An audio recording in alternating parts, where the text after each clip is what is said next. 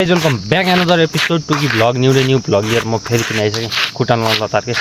So आज चाहिँ म कहाँ जाँदैछु भन्दाखेरि यो मकै अनि त्यो के पिसाउन अनि मोही ल्याउन जाँदैछु। अनि अगाडिपट्टि हो हामीसित छ हाम्रो ट्याङ्गुली भाइ। के छ भाइ? ठिक छ। हामी यस्तो पिच गरेर बाटोमा हिँडेर छौँ। अनि यहाँ हिजो दिनभरि पानी आएको, आज चाहिँ मौसम यस्तो दामी खुलिया छ तर पनि घाम लागेको छैन। अनि आज चाहिँ म जाँदैछु सातु पिसाउन अनि मोही ल्याउन।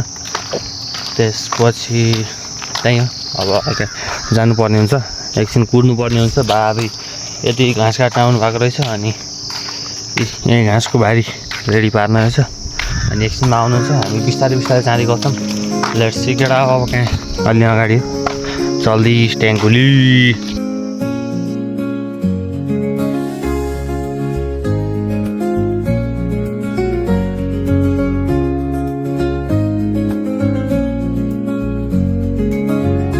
सो हामी चाहिँ यहाँ आयौँ, यहीँ घर हो हामीले मोही लाने अनि पिसाउने होइन, हामी पिसाउने यहीँ घर हो।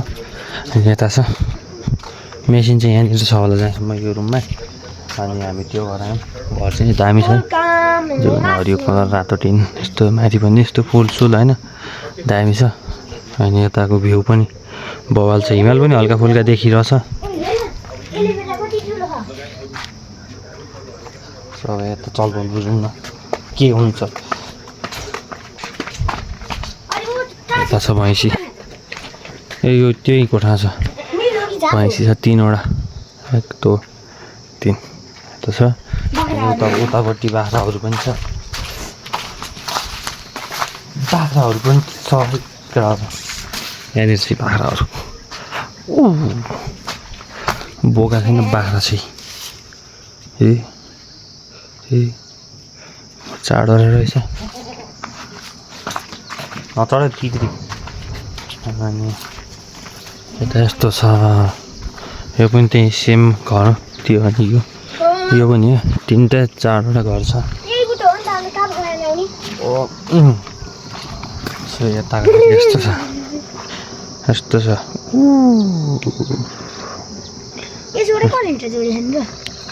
के छ यहाँ होइन। अनि घाम पनि लागेको छैन अब, पानी आओस् कि पानी नआओस् किन स्कुल जानु पर्ने छैन।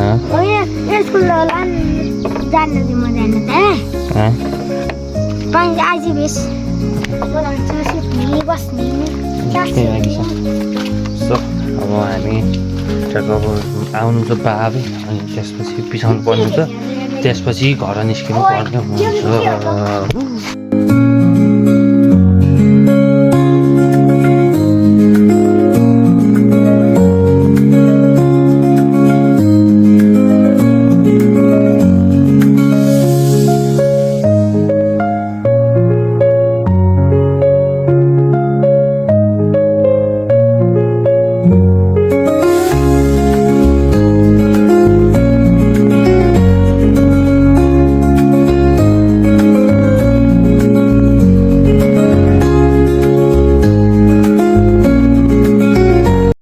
So this is a next day है। अनि आज पनि म मोही ल्याउनु जाँदैछु सेम ठाउँमा। भाडा पनि छोडिदिन्छ यो होला, अनि तल्लोमा मोही ल्याउनु पर्ने हुन्छ। आज चाहिँ बादल त्यस्तो खुलेको पनि छैन, यस्तो आएको छ, पानी आएको छ हल्का हल्का, सिमसिम पानी परिरहेछ। अनि मोही ल्याउनु जानुपर्ने हुन्छ, यहीँ जग्गाको घरमा हो। अनि यहीँ अगाडि नै धेरै टाढा होइन। यो चाहिँ भ्लग बनाउन पाएन, के गर्दा भन्दा दिनभरि काम पनि भएन। अनि त्यसपछि बस्यो अनि घर अलिअलि काम गऱ्यो, त्यो सक्यो। त्यहाँ आज भ्लग बनाउनु पऱ्यो भनेर मैले हुन जाँदैछु। यस्तो अँधुलिएको छ, बादल पनि पानी आउँछ कि जस्तो भएको छ। पानी आइरहेको त छ, आउनु चाहिँ त्यस्तो ठुलो आएको छैन, आइरहेछ सिम आइरहेछ। त्यहीँ हेर अब चलिदिनु। सो म चाहिँ मोही लिएर फर्किसकेँ त छ। अनि हाम्रो बजार कस्तो धुँधी लाएर कस्तो फर्कै देखिरहेछ। अनि गोदावरीहरू नि केटा साइज छ फुल बाटोमा फुलहरू लगाएर दामी बनाएको छ प्रत्येक ठाउँमा त्यहाँदेखिको अब घर जानुपर्ने हुन्छ के हुन्छ देखाइहाल्ने सुकेर अनि त्यहीँ हो जर्सी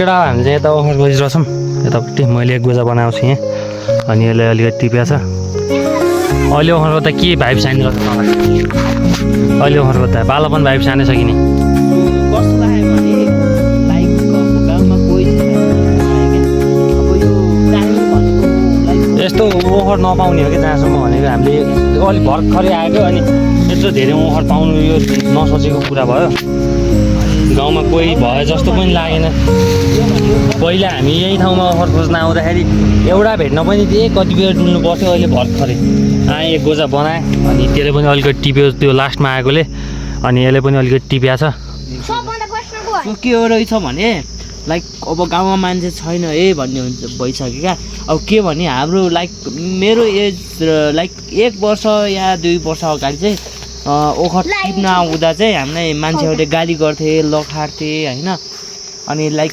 एउटा ओखरको लागि कति लडिन्थ्यो वल्लो गाउँको पल्लो गाउँको लडिन्थ्यो लाइक अब त्यस्तो सिचुएसन रहन्छ गाउँको मान्छेहरूलाई पनि एउटै बुटले इनफ पुग्दो रहेछ क्या अब त्यो धेरै भइसक्यो क्या अब नट अ जोक तरिकाले क्या यो मान्छे बस्नुपर्छ है भनिदिएन अब क्या चल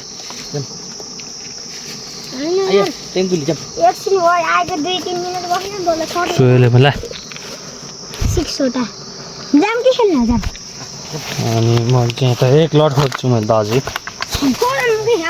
अनि बाटामा झरेर जाम कहीँ छ पितृ फेरि कस्तो भयो